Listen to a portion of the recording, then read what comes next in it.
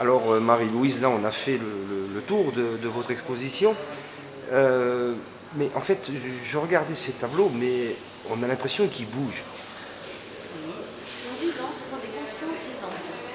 On dirait que c'est assez particulier que vous avez le don de transposer l'énergie dans la matière. C'est exactement ça.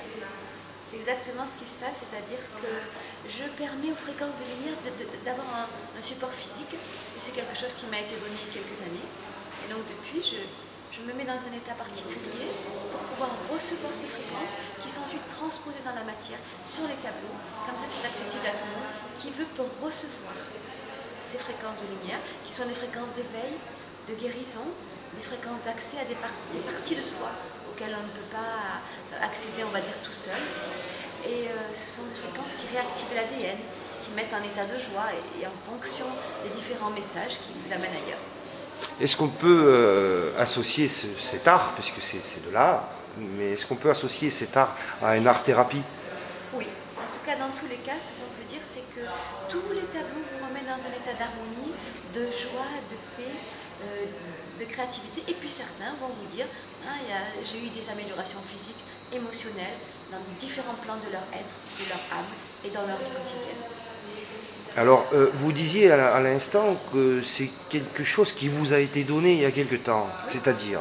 C'est-à-dire que lorsque je suis revenue d'un voyage à Bigarache, je me suis mise à peindre mon premier tableau. Et j'ai senti qu'il y avait quelque chose, donc je l'ai fait mesurer par un ami géobiologue. Et puis ensuite, avec des amis de Channel et différents canaux, j'ai pu avoir des informations concernant le travail et l'œuvre qui se passait à travers ces tableaux vibratoires sacrés. Donc, en fait, tout le monde ne peut pas faire ça. J'ai reçu cette particularité. Il y a plusieurs types d'art énergétique. Ce qui se passe pour moi, ça se passe à travers ces tableaux, entre autres. Et si quelqu'un souhaitait faire son tableau vibratoire lui-même, est-ce que ça serait possible? Pour faire des tableaux vibratoires, bien sûr, je donne des ateliers de peinture intuitive vibratoire régulièrement, soit individuellement, soit collectivement, partout où je suis accueillie, en France et même à l'étranger. Et donc, vous permettez à des citoyens lambda, donc, comme moi par exemple, qui n'ont pas comment je dirais, de don particulier pour ce type de peinture ou d'art, vous leur permettez d'accéder à des fréquences particulières au cours de vos ateliers? Oui, et ensuite ces personnes repartent avec leur toile de lumière. Le travail qu'elles ont fait pendant tout le temps de l'atelier, les fréquences sont montées, elles ont été posées sur leur toile, elles repartent avec, elles peuvent continuer à travailler. Ah mais alors c'est fabuleux ça, c'est-à-dire que si je veux faire mon tableau personnel, il suffit que je prenne contact avec vous et je peux moi-même mettre mes fréquences sur ma toile. Mais est-ce qu'elles seront vivantes comme les vôtres? C'est pas la même chose. On peut faire sa toile de lumière qui va être, on va dire, un état des lieux du travail qu'on a fait pendant toute la journée pour poser sa toile de lumière. Ce que je reçois moi, c'est un contact direct avec les fréquences de l'âme les plus hautes qui me sont données à travers les guides, les guidances et à travers le canal que je travaille chaque jour un peu plus et tous ceux qui viennent m'accompagner dans la réalisation de ces œuvres. Et donc je pense que vous avez déjà donné de nombreux ateliers. Oui.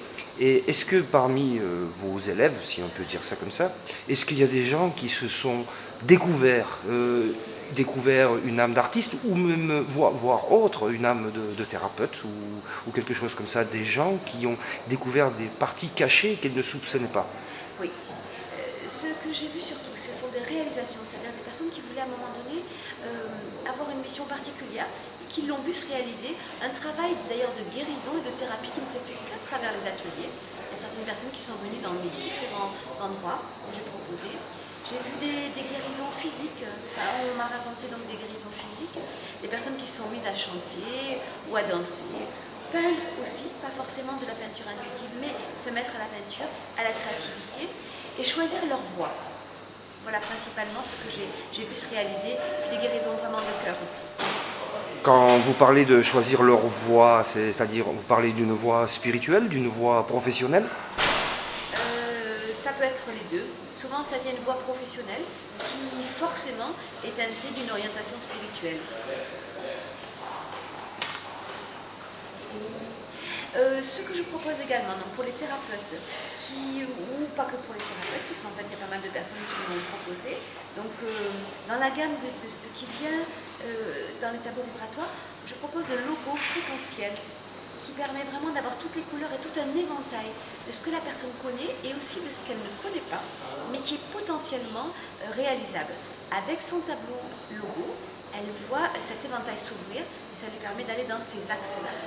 Alors moi, si j'ai une entreprise ou si je suis thérapeute, je peux faire mon logo professionnel. Vous pouvez le commander. D'accord. Et alors comment ça se passe? Après, j'ai plus de clients? Oui, concrètement, c'est ce qu'on m'a raconté. D'accord, ah, mais c'est fabuleux ça, alors il va falloir qu'on se voit. Oui. Hein. Donc nous allons terminer sur ces belles paroles. Marie-Louise, merci beaucoup. Soyez nombreux à venir donc visiter son exposition, donc je répète, au Prado de Marseille. 305 avenue du Prado, rond-point du Prado, Société Générale de Marseille. Jusqu'à quelle date? Jusqu'au 6 juin. Merci Marie-Louise. Merci.